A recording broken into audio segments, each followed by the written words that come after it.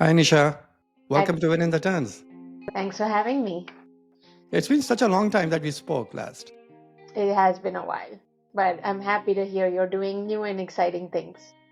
Well, it is fun and exciting and scary. That's how I put it. Yeah, anything new is scary. That is right. It is. And we'll obviously talk about that and a lot more. Yeah, So let's get started. So I know you call yourself an old parent. You told me that. That was yeah. interesting. And then I know you are a CFO for one of the most exciting brands in the outpatient imaging. So tell us more about your journey, how it has been. Yeah, sure. So yeah, the joke, my husband and I call ourselves old new parents because we have a daughter who's 11, and then we also have a son who is 1. So almost 2 now, but we were basically new parents all over again because we did not remember anything, and so much has changed that we didn't expect in our mid 40s to be new parents again. But it's been wonderful, and hopefully it'll keep us young. So there's something there. So there's a 10 and then 1. How's that journey been? It's been interesting. Their needs are very different, right? Like she's independent, but has a lot of emotional needs, especially as she gets older and starts to approach middle school and the teenage years. And his needs are so fundamental, like Mhm. diapers and eating and all of that. So it's fun. So do you have like a free of charge babysitter at home? No, I wish. No, she's still very much a kid. She plays with him and she helps, but she's Super, a kid. super. Yeah. Very cool. So what does a day for a CFO looks like, with a 10-year and a year old? Yeah. Yeah, I mean, there's, no difference really. I think, so for me, this role is, I took this role a little over a year ago. Before that, I was CFO at another private equity healthcare technology company where you and I got to work together, which was also a lot of fun for 3+ years. So there's no typical day, which is actually what I like because I enjoy being challenged. I get bored easily, so this way I don't get bored. The finance has some predictable cycles with Mm. month-end close and monthly operating reviews, annual planning. So there's that always. But I think, when you're a CFO that is very operational like I am, and also one that's trying to think strategically and long term, there is no typical day. And, I'm really trying to focus being close to the business and the short term and the long term. So that is, something I enjoy, but I am also very structured, as you know. So, I'm very organized with my calendar and make sure I'm connecting with my team, not just direct reports, but extended team. So with 2 kids, I have to be very organized and structured with my time. Interesting. So maybe speak to something I was reading the other day, and the NVIDIA founder and CEO, Jensen Wong, and he talks about this a unique style of running his Mhm. Yeah, shop in a sort of, I call it radical transparency, right? So no one-on-ones. I believe he has some 50 plus direct reports, yeah. and then hard, and all the discussion of all the strategic topics get done at all levels. So what's yours? Where have you found your sort of mojo? I think that's obviously a style that works for him, and Nvidia Mm. is very successful. I don't think that's a style that'll work for me. And look, I believe in, my direct reports are all leaders that have a lot of potential. I'm not looking at them as people who can just do this role. I'm looking at them as people who can do my role in the future. So for me, it's important to have those direct relationships where we can talk, we can solve business problems, but it's not only about the business. I'm also trying to develop them and stretch them along the way. And I think that is why having 50 direct reports would not work because that wouldn't be fair to them. And they wouldn't get the development and the coaching that they would need in order for them to progress in their career. So I have, I think, 5 or 6. I think the most I've ever had is 10. Mhm. I think that's a good number.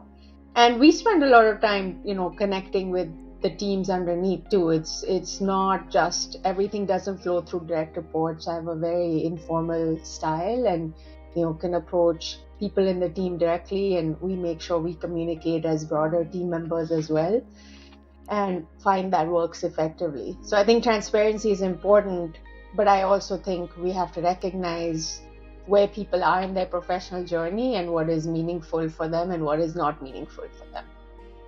Does the location matters? I know because you have managed international teams as well across multiple geographies at the same time. So how did that play out for you?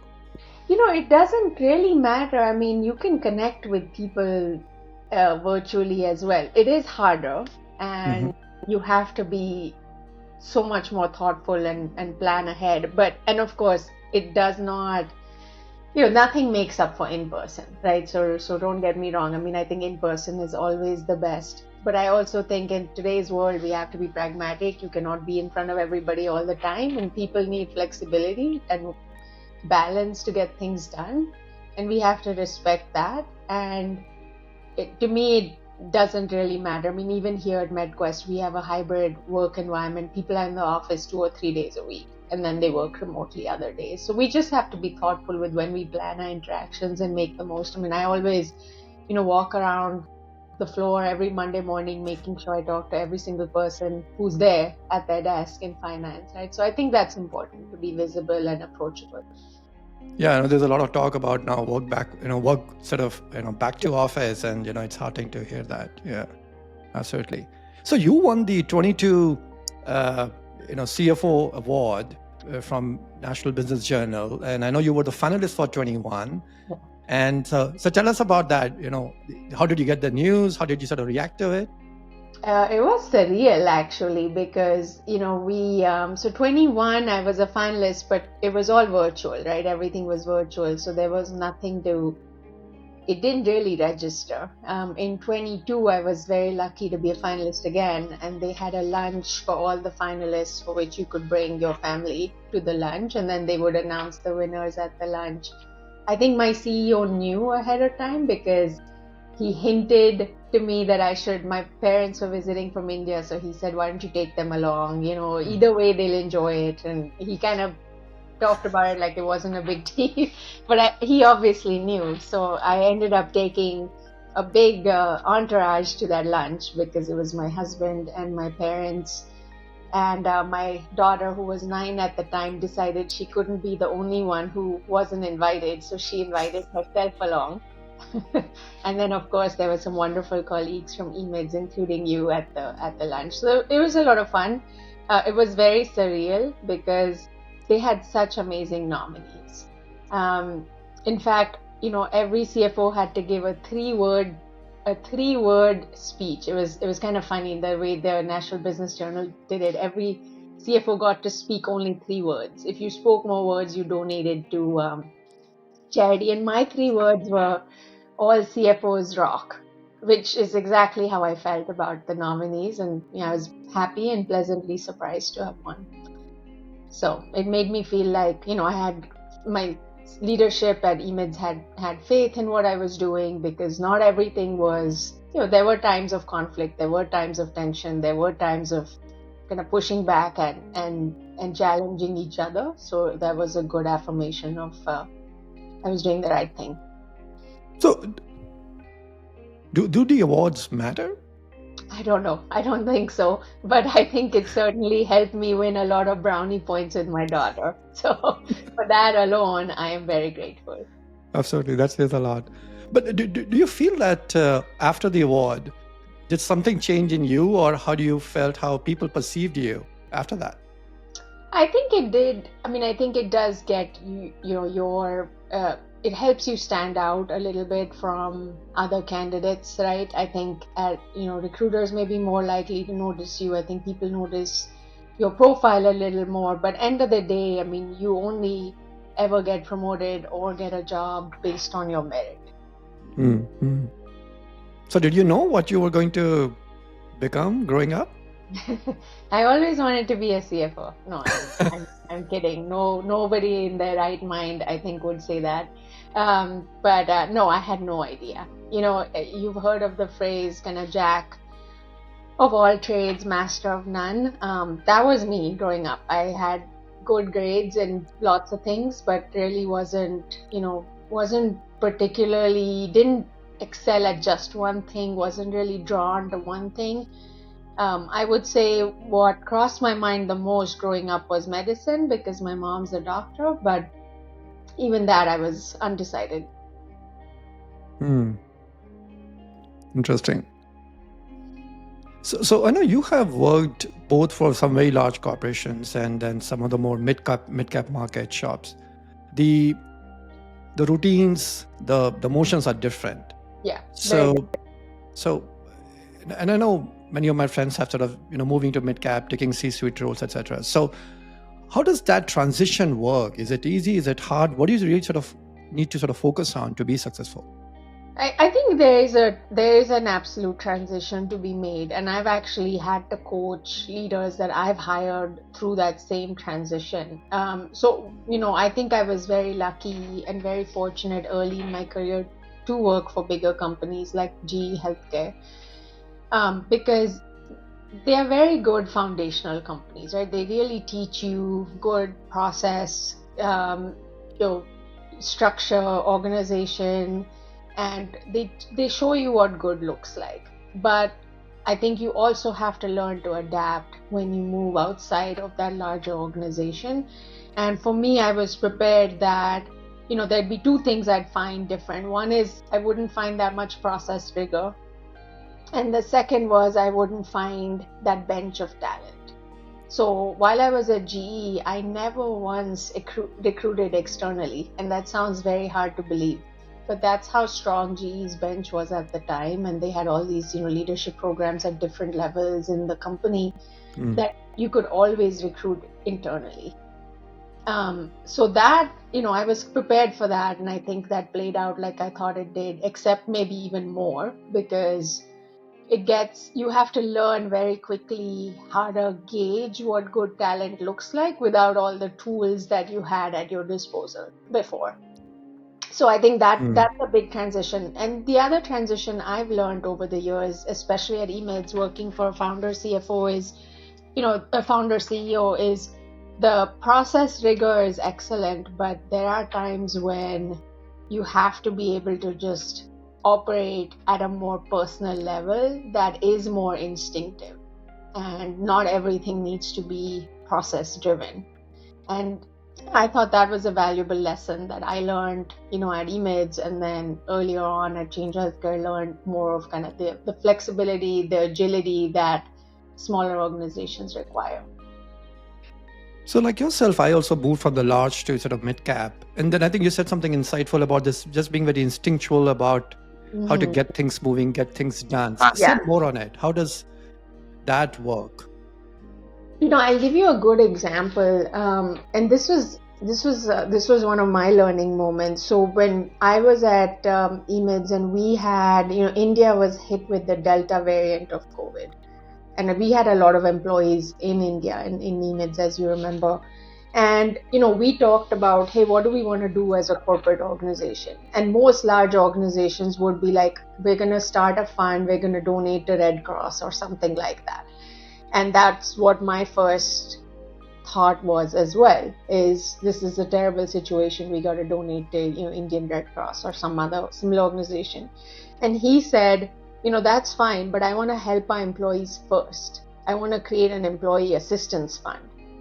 And to me, that was actually a very big lesson to learn, is you can do these things in smaller companies compliantly, but these are the things that matter in a smaller organization versus in a bigger organization that can really make a difference. And you operate, away from some of the kind of rigor that you've had throughout your career before that. You can operate at a different level and make an impact.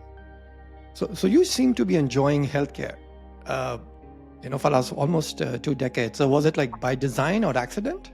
I think it was pure accident, because so my degree was economics and accounting. My first job was at an HR benefits company, actually, and worked there 2 years. I mean, did well, but a friend of mine worked at GE Healthcare and told me there's an open role, and I said sure. GE is a wonderful company, and I'm very interested.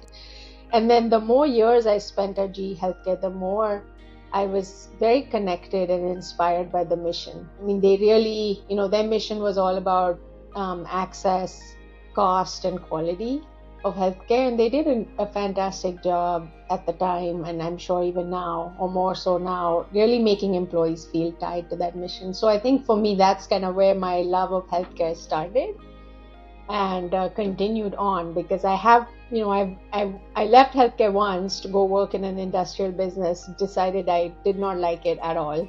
It was not motivating, it was not inspiring, and came back to healthcare and feel like this is where I want to make a difference, because there's so much opportunity. I mean, we're barely scratching the tip of the surface. Yeah, that is super. Yeah.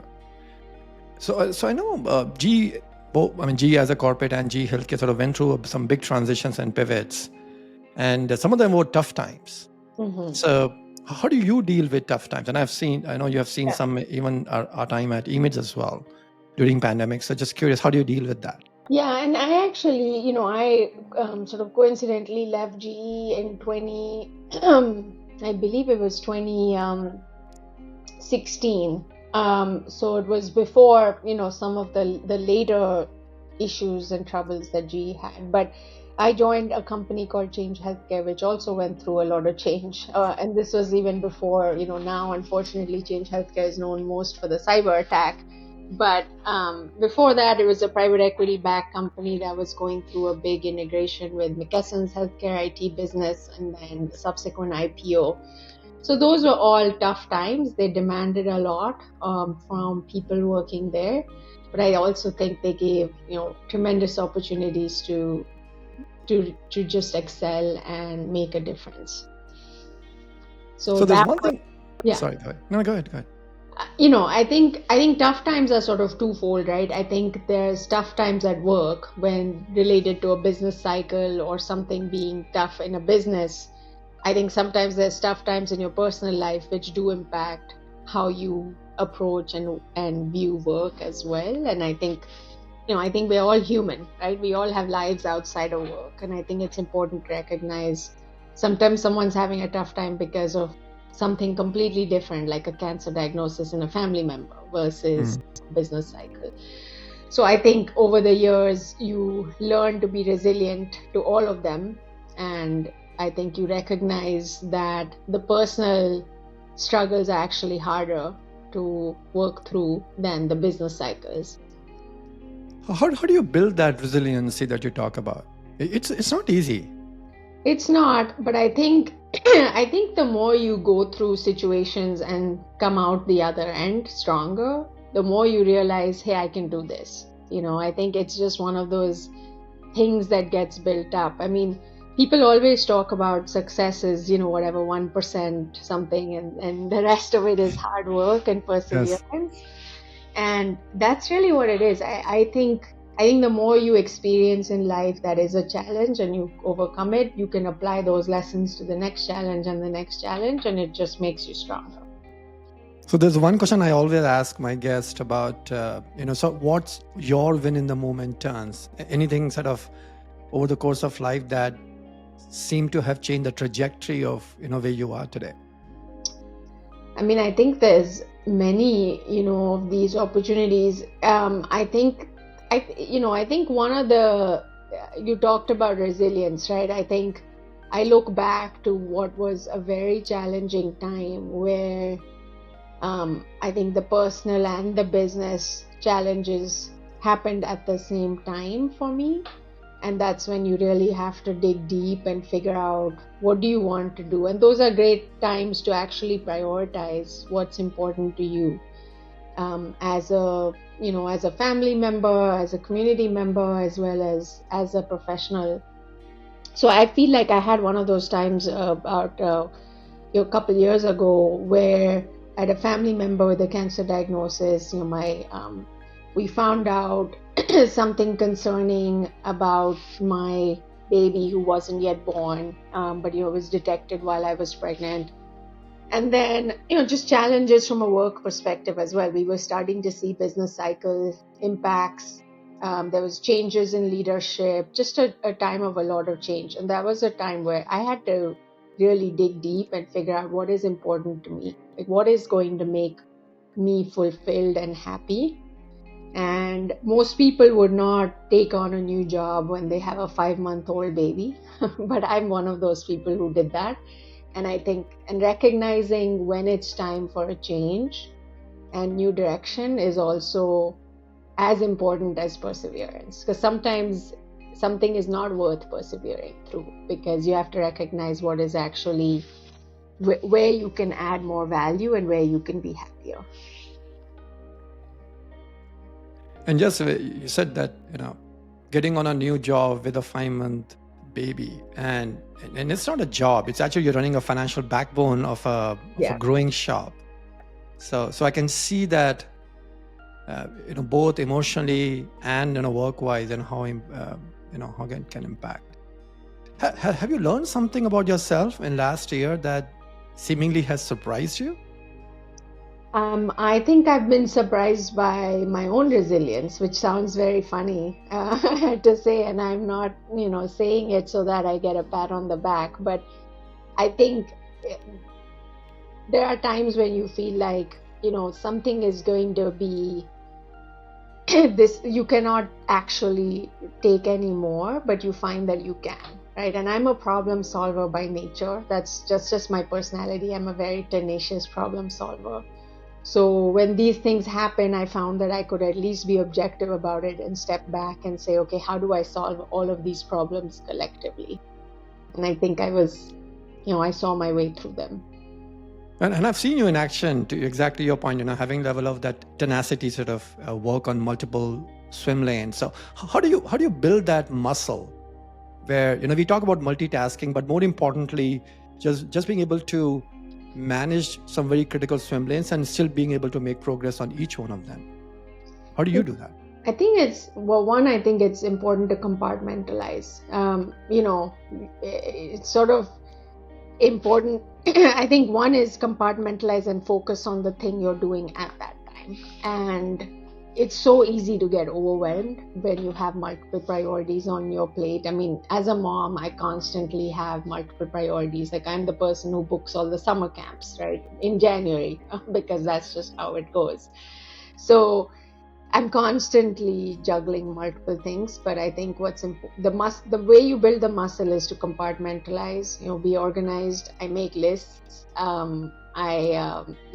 make lists. I focus on one thing at a time and do it. But it's important to not get lost in just what that one thing is if you don't know what that one thing leads to, right? So thinking multiple steps ahead and being able to look around corners is how you then don't get overwhelmed and get a lot of things done at the same time. That's what I've found works for me. That's a good concept. I would say, outside of that is just support, right? Like support of a spouse who understands and is supportive through this through life. I think supportive family or spouse or friends or whatever you have in your life, I think is important.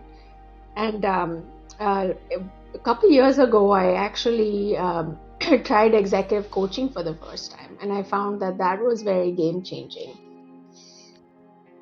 I think it really just helps you reset your priorities in a different way. Yeah, and the funny story behind it is you and I have the same coach. Yes.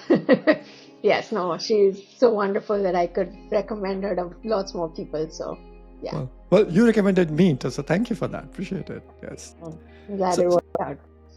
It did. So, just switching gears. So, in the post-pandemic, there's a lot of change of different kinds. As a CFO, there's always a pressure on containing cost. Yeah. And then this sort of whole new wave of AI innovation. So, how do you load balance that? Yeah, and this thing of cost is very interesting in a growth company, right? This is my second growth company CFO role.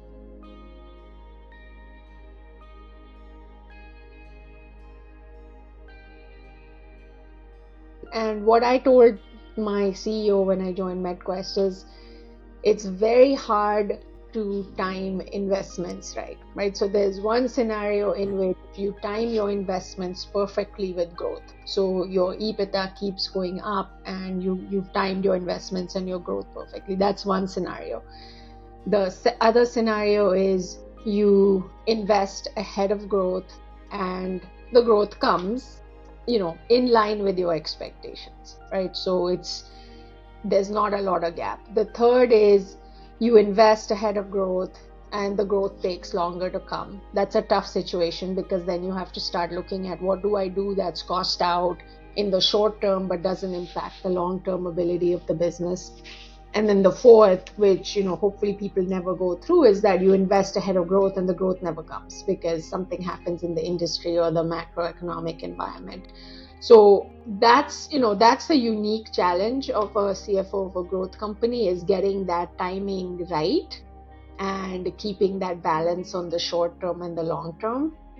So with 2024, we consciously chose to keep our EBITDA flat to the prior year, even though revenue was growing. And that still involved very hard choices because there was a lot more investments that my peers wanted to make. And I had to balance all of those investments, not just my peers, my own team, right? So I had to balance all of those investment asks with timing it with growth. So I think we got there very close in 2024. We did make some choices along the way as things happened. We had to take some more cost out than maybe we thought in the beginning of the year. But then we could also give back. So we decided to fund our employee bonus pool. For a lot of the employees that don't have annual bonuses, there's a discretionary bonus they could earn. And because we had a good 2024 and this balancing act of investing and cost control worked out, we were actually able to say we are going to fund this pool for our employees. And we have 1,000 employees, so this is a lot of employees that would get impacted positively. So that's a challenge. And for me, it's also about how much you invest, right? I think we would all agree that investing in data strategy in a healthcare organization is a good thing. But then how much do you invest? Are you trying to build a Cadillac or are you trying to build a Chevy, right? I think I use that analogy all the time, which is you can iterate on things. It doesn't have to be perfect. It has to be a step in the right direction and then you iterate from there. So AI is something we are betting on. We couldn't bet last year because there were so many foundational things we had to do to complete the carve out. But 2025 AI is a big bet. And how does the value-based care in the imaging space play for you guys? So MedQuest's model is to work in joint ventures with health systems. We don't compete with the health system, right? We are their partner.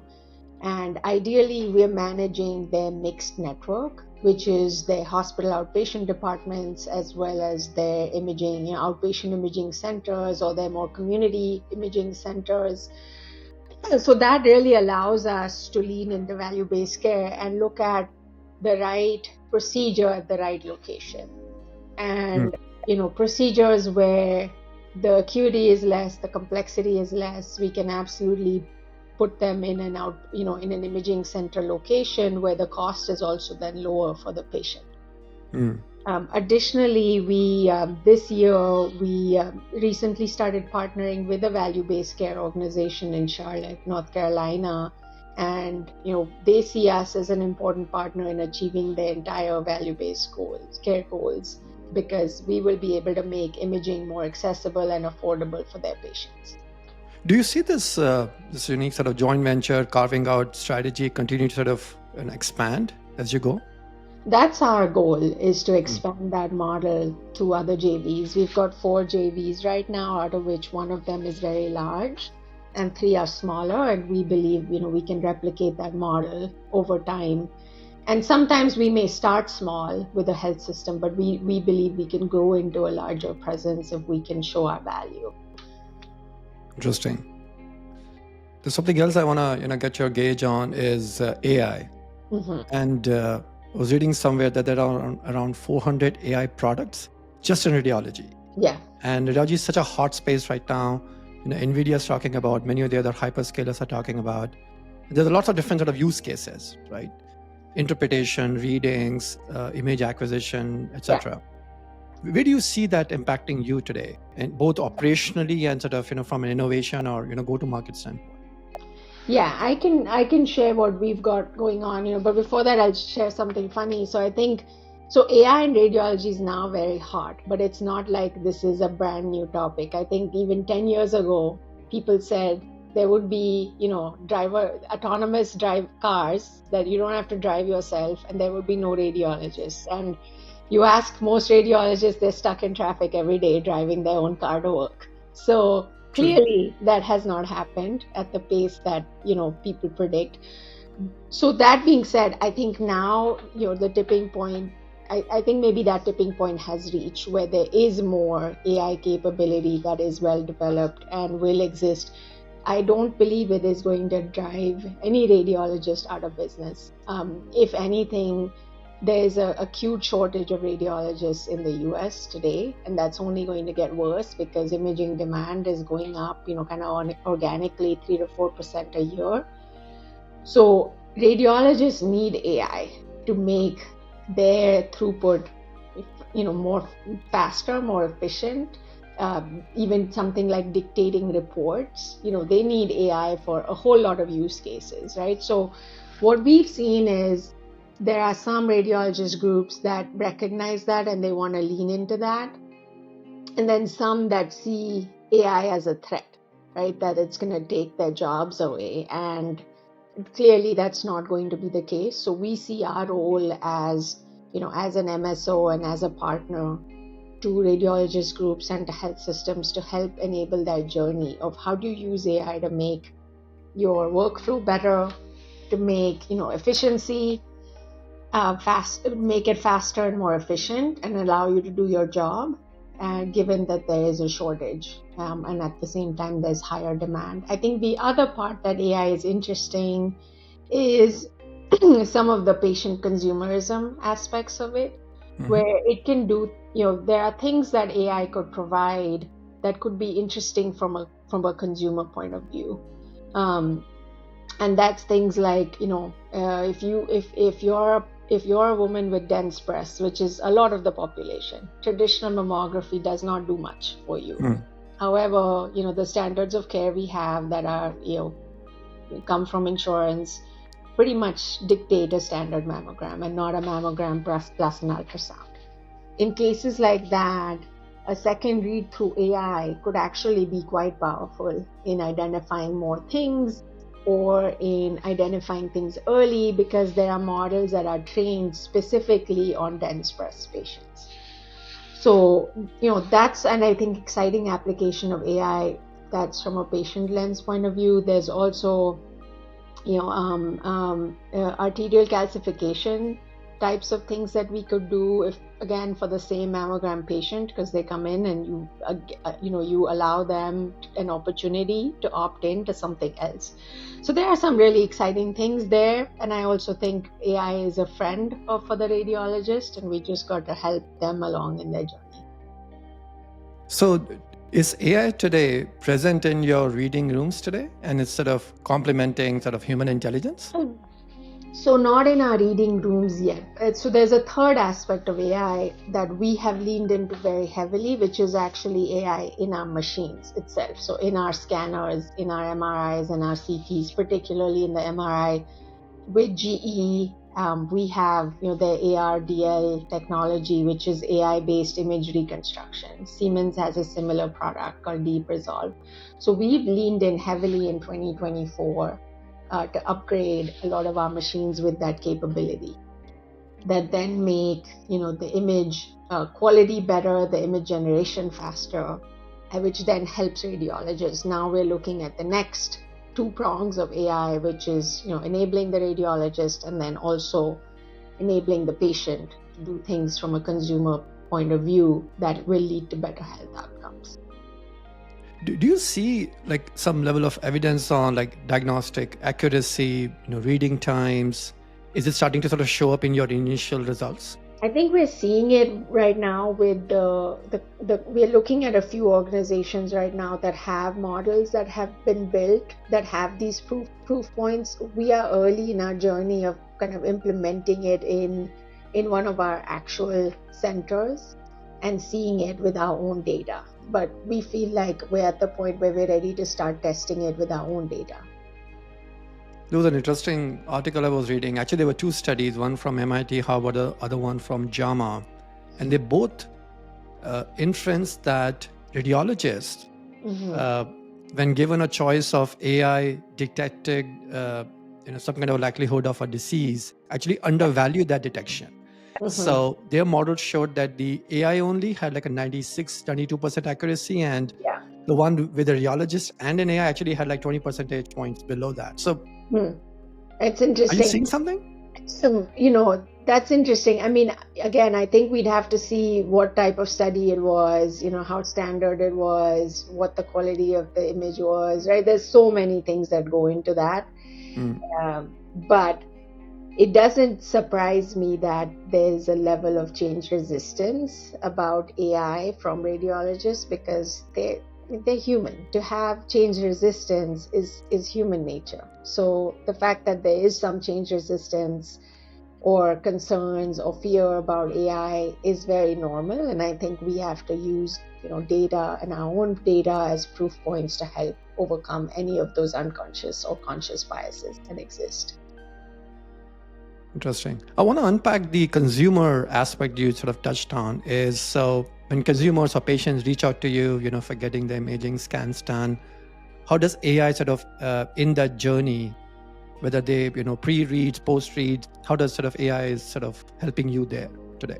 Yeah, and that's one of the things we're looking at piloting is that second read. Mammography, as I mentioned, there's a very large percentage of the population with dense breasts, and that's why we feel like that's where we want to start our AI journey with patients is on mammography. Breast cancer is still a very, very big killer, right? As well as very high incidence of breast cancer in the US.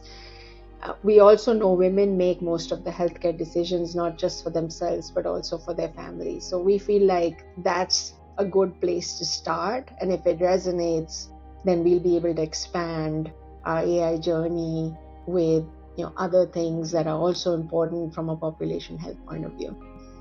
And do you see partnerships with, say, AI startups in radiology or hyperscaler data scaler sort of playing an important part of your strategic moves?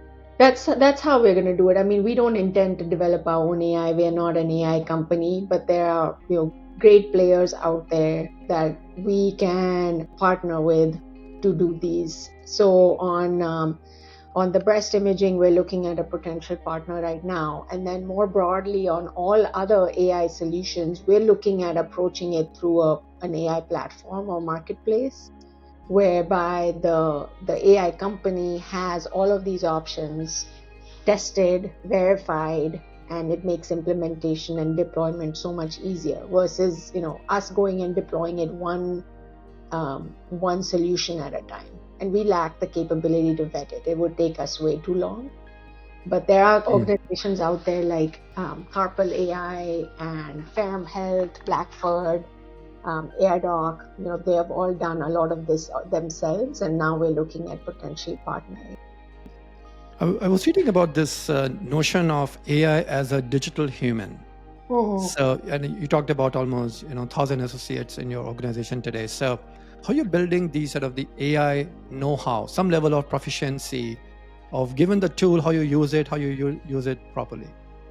Yeah, and I think very small use case of AI, I'll tell you that we did roll out was, as an organization, we have to do our annual performance reviews, right? I mean, every organization does them. So we have to do them where people have to write about their own self-review, and then the manager has to write their review.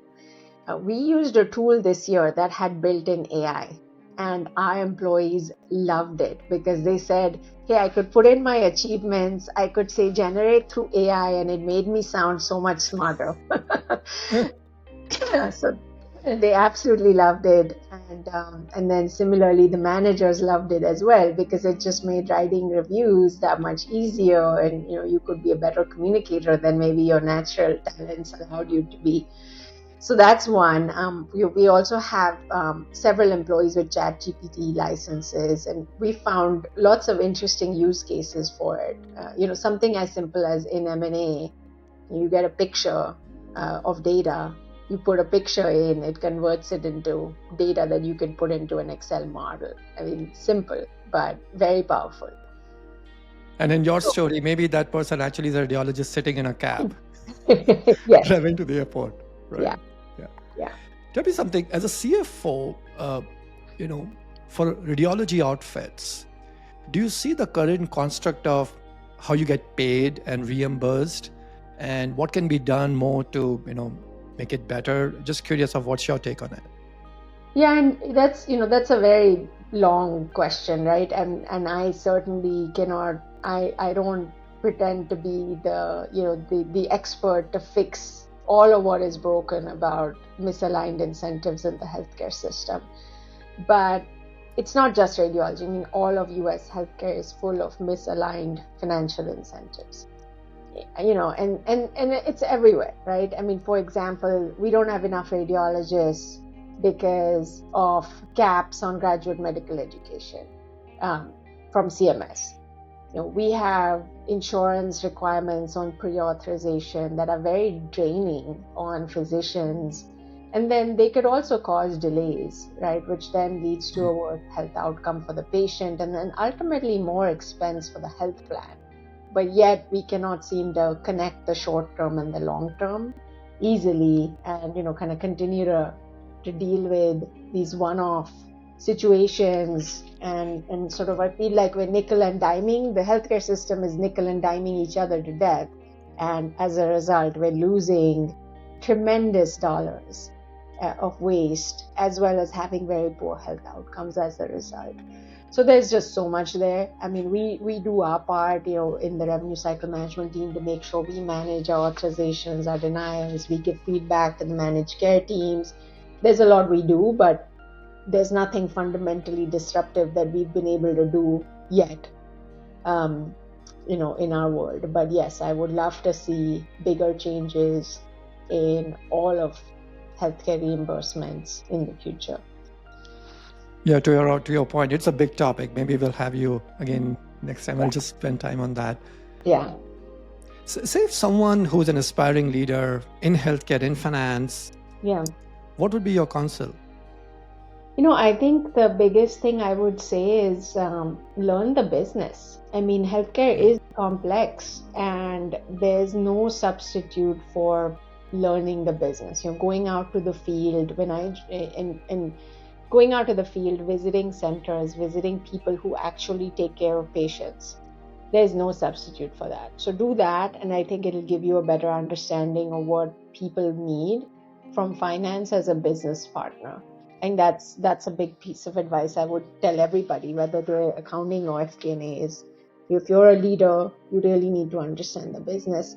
The other thing I've told my teams for years is, especially my FP&A teams for years, is reclaim the A in FP&A, right? So many FP&A organizations, they spend so much time on the F and the P, right? The reporting, the budgeting, the planning. But actually what adds value to the business as well as to themselves, if they thought about it in terms of their development, is actually the ability to do analytics and drive business outcomes. So I always tell people, you got to focus on FP&A processes and calendars and monthly cycles to make FP&A efficient and free up time for analysis. You seem to be very passionate about teams. So maybe spend a few minutes on it. How do you build that team, that culture, that operating routines, and sort of just cadence? Yeah, I do spend a lot of time thinking about teams and performance, because I mean, end of the day, it's all about people, right? We're all people trying to do, everybody wants to do their best, right? But it's all about people being able to work together. This is not about, of course, I need people in my team with technical skills and all of that. That is a given. If they don't know Excel, obviously you cannot work in finance. But it's so much beyond technical. If the team cannot function together or understand the bigger picture, we're not going to be successful. So I spend a lot of time thinking about what is the vision I want to set out for the team, not just in what do we want to achieve, but also what is the culture that we want. while we achieve what we want to achieve, right? I think both are equally important. Is what you do and how you do it are equally important. So I spend a lot of time doing that. Even here at MedQuest, very early, I created a transformation vision for the team. It's a 2-year vision, right? Not to scare anybody. We're not getting there overnight, but it is a 2-year vision.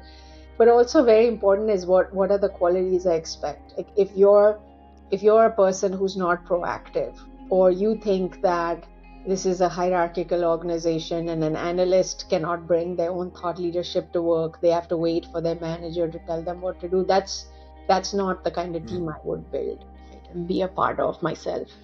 So yes, I do spend a lot of time being conscious about it, and culture change doesn't happen overnight, but it does happen.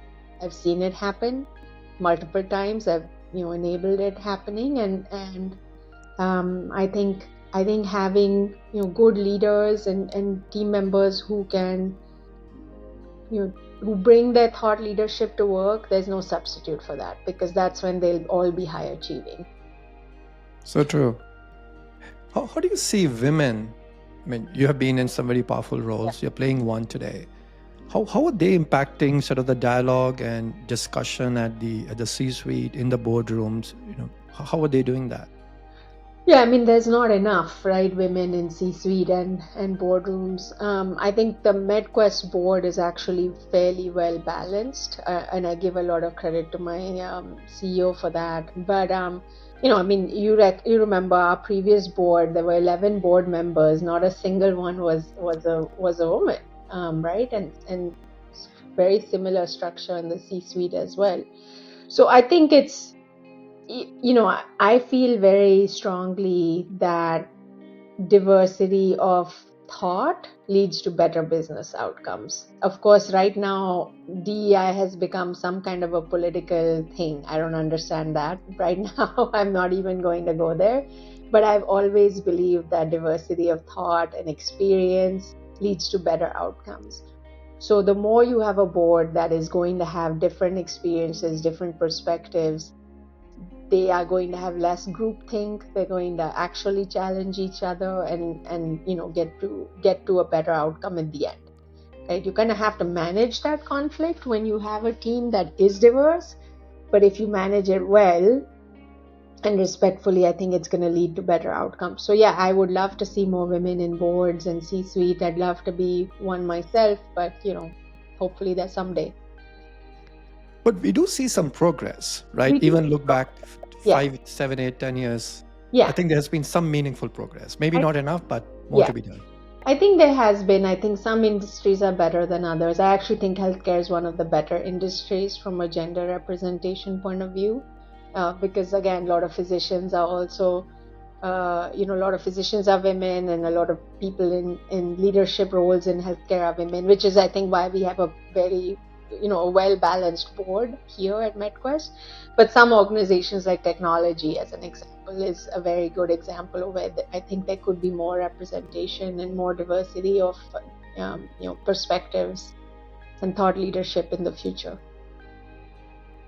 So we all need anchors. And so who are the anchors behind this supercharged CFO? You're too kind. I mean, I think yes, you are absolutely right. We all need anchors. For me, it's my family, right? I mean, it's my husband, my now 2 children. Before that was, for a long time, it was just my daughter, but it's my family. If I can be, I can only be fulfilled at work if I'm also making sure that my family is collectively functioning well as a family, which then involves all of us being very understanding of what's going on with each other, but also being there for the important moments. Like, my daughter knows I will not be there for everything. I will not be one of the moms who volunteers at the school all the time, but I will be the mom who will always show up to any important event, right? Even if I have to fly back early, go straight from the airport, get 4 hours of sleep, I'll do it, because I'll be there for the important moments. So imagine if a 10-year-old Anisha has to talk to the 10-year-old that you have in the home today. What would they talk about? Well, I think I think my 10-year-old Indira is so much smarter than the 10-year-old Anisha. I think she would teach her more than I would ever teach her. But I think it's so important to raise confident daughters. I really am trying hard to raise a confident daughter because I was not that growing up. So I think they'd have a lot to compare about each other's childhoods, but I would hope that they would recognize that the world has changed, and you got to keep changing and evolving with it. So true, so true. Are there any difficult memories you still deal with?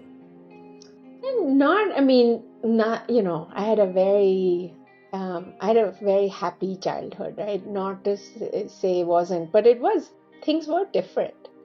I think there's different expectations from girls now than there was during when I was growing up. I mean, there's a lot more stereotypes. Like, I never learned a sport growing up, right? And I was very much brought up with sort of children should be seen but not heard, right?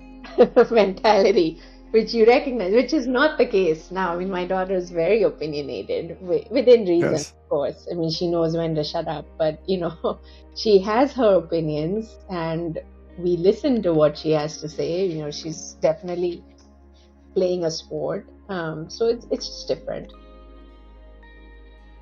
So imagine Indira, say in 2050. What would she be like? I have no idea. As parents, we have to let go of the outcome and just hope for the best. So I just hope she's happy and healthy, and successful with whatever her definition of success is. Yeah, I was reading the other day that, when we were growing up, remember we had those Nokia phones? Yeah. But the screen size is like an inch by inch at best, and that also in black and maybe green thing in the back. Yeah. And then now we're in the world where everything is digital, Yeah. right? And I don't know, 20 years from now, maybe even we'll not even have a physical phones. Yeah. Who knows, right? Yeah, who knows? So what's the most extravagant thing that you have in your wardrobe today? God.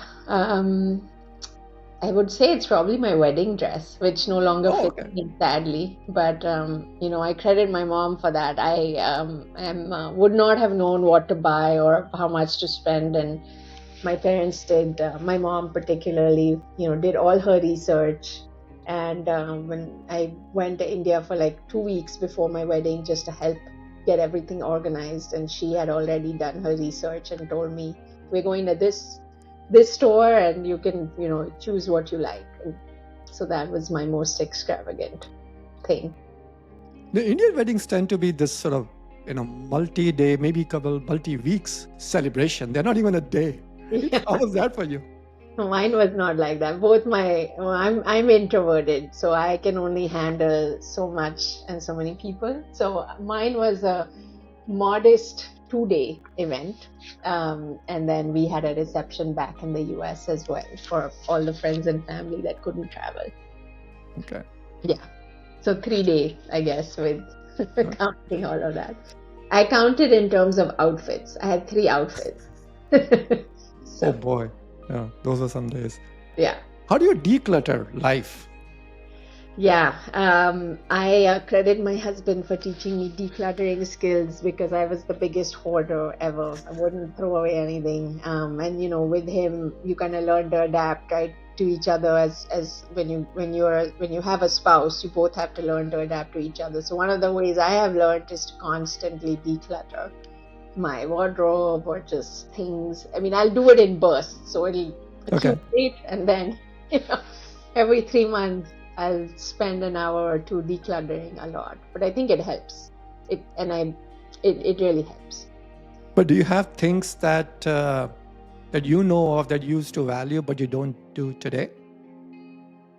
I think I don't know if it's value, but I think I find the older I get, the less I care about how people think about how I look or how I dress, or I find myself less worried about judgment, or even just mom judgment. So I just find myself caring less, which is a benefit of getting older. I guess so. Yeah. Any non-negotiables in life? I think, integrity is a non-negotiable. I once worked in an organization where I felt like there wasn't integrity in leadership, and that was a non-negotiable for me. So that is one. I think the second is, I'm not gonna compromise my family. I'm not gonna make them unhappy. Like, I will do what I have to do to be professionally fulfilled. Like, I'll travel how much ever I want to, but I'm not going to make them move if that is not what's good for them.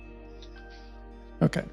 So imagine if you were a book and you had a choice to think of yourself as either a one single story that goes through the entire book or different chapters with different stories.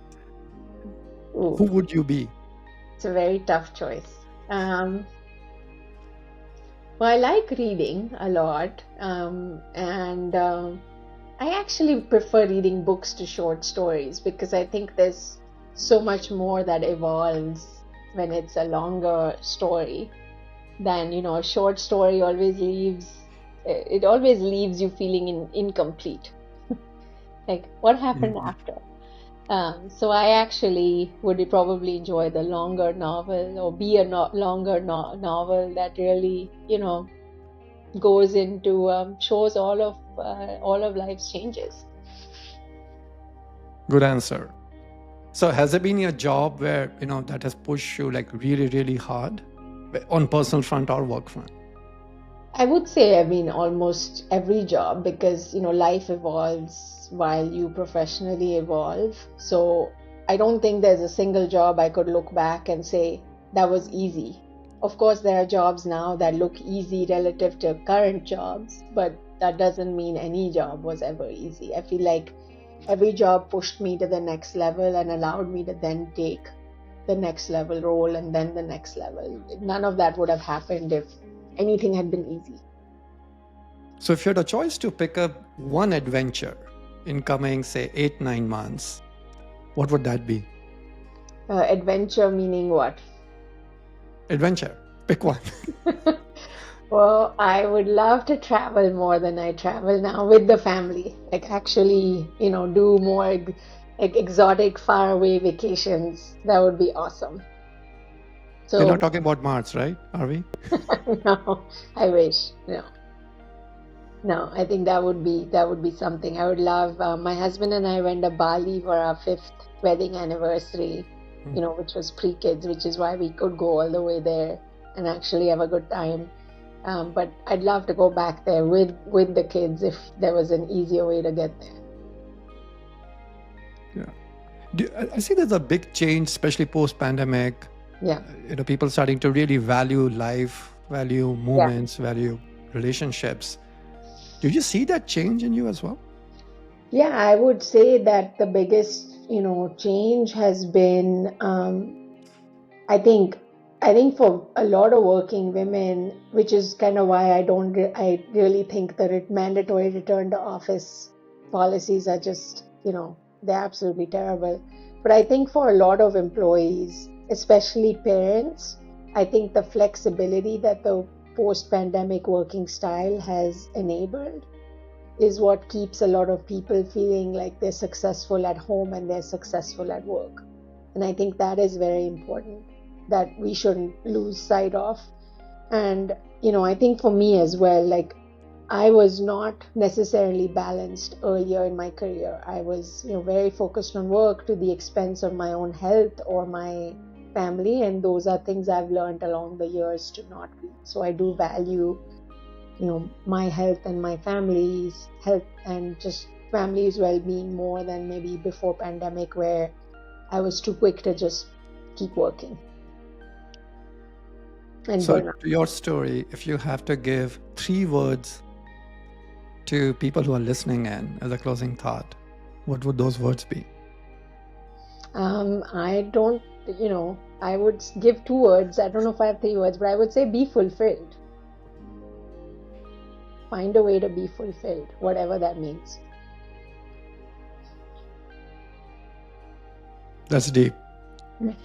Well, you asked for it. You asked a deep question. So this has been a fascinating conversation, Anisha. No, You know, thank I know you from past as well, but I think I learned a lot more today. Oh, Thank you for thank that. you. No, you challenged me. I mean, I will tell you, you were asking about things that are, you were saying in the beginning it's scary. I can tell you, I'm not comfortable generally talking about myself, the introvert, right? So this is scary for me, but you made it very easy and helped put me at ease. So thank you. Thank you. Super appreciate it. And, give our love to the little one. I can see him, looking for his mom. So Yeah, I know. I'm working from home today, so there's some background noise with, yeah. thank you so much, Anisha. It has been super. Thank you again. Thank you. Okay, bye. Thanks, everyone.